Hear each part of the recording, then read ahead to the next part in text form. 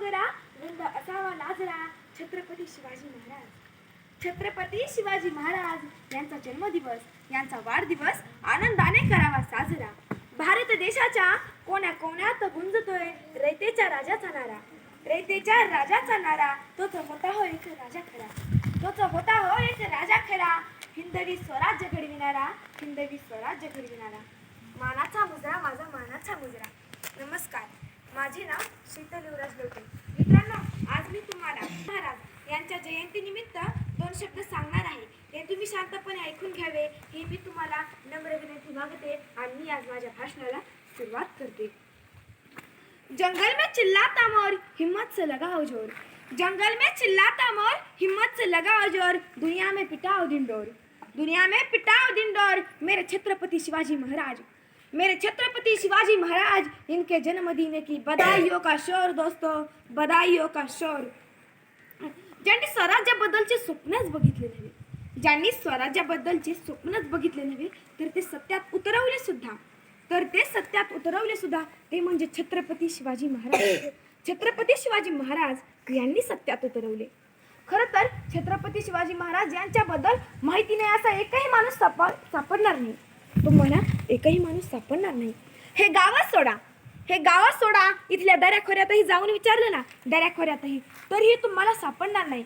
तुम्हाला माहित आहे छत्रपती शिवाजी महाराज कोण होते? ते रयतेचे राजा होते.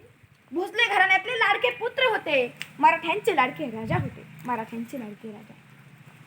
खरं तर मी विसरले, ते रयतेच्या राजाला माझा मानाचा मुजरा हो, माझा मानाचा मुजरा. जर तुम्हाला मुजराच करायचा आहे ना तर त्या रयतेच्या राजाला करा ना, त्या रयतेच्या राजाला. असं कोणालाही करू नका. ज्यांनी स्वराज्यासाठी केले ना, स्वराज्यासाठी, त्यांच्यासाठी करा तुम्ही, त्यांच्यासाठी. अरे, त्या रयतेच्या राजाचा जन्म 19 फेब्रुवारी 1630 रोजी शिवनेरी किल्ल्यावरती झाला. भोसले घराण्यात पुत्र जन्माला आला.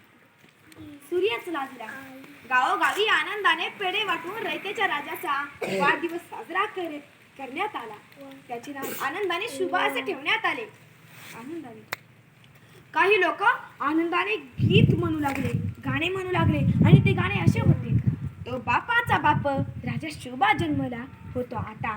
बापाचा बाप वाघ शुभा जन्मला. कोण वाघ शुभा जन्मला होता? वाघ शुभा.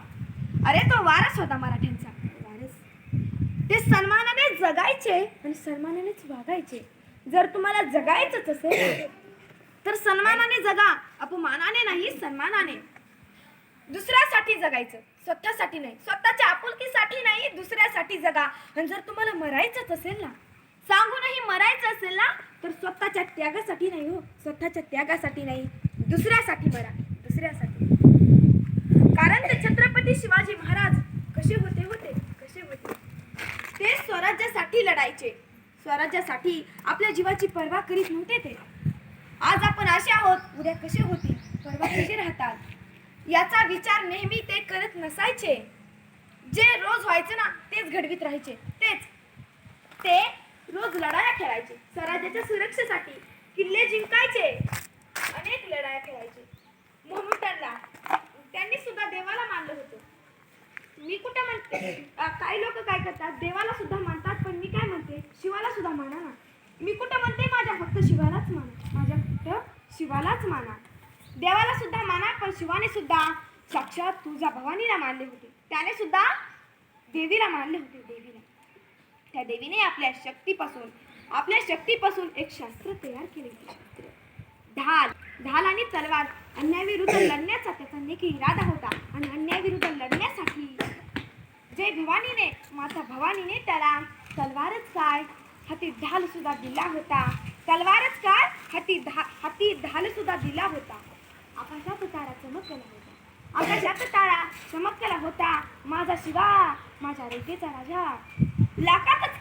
लाखातच काय तर जगात एक होता, जगात एक. तुम्ही काय पण म्हणा, मात्र तो जिजाबाईंचा लाडका लेक होता. जर कोणी स्त्रियांवरती अन्याय अत्याचार करीत असेल ना, तर त्याचा एकच ध्यास, हाती घ्यायची चौंडी म्हणजे तलवार. हाती घ्यायची चौंडी आणि उडवायची त्याची मुंडी. किती पिढ्याना पिढ्या पिढ्याना पिढ्या सरत गेला तो. आता जर कोणाच्या आजोबाच्या वडिलांचं नाव विचारलं ना तरी त्यांना सांगता येत नाही, पण माझ्या शिवाचं आता सुद्धा सांगता येतं ना. आता सुद्धा भारत देशाच्या कोण्यात घुसतंय माझ्या शिवाचं नाव. तो जगला 50 वर्ष, तो जगला 50 वर्ष, हजारो वर्ष स्वतःचे गुणगान तो सोडून गेला. हजारो वर्ष. खरंच आता सुद्धा त्याचं नाव विचारलं ना डायरेक्ट सांगता येतं, कोणी सुद्धा अडकळत नाही.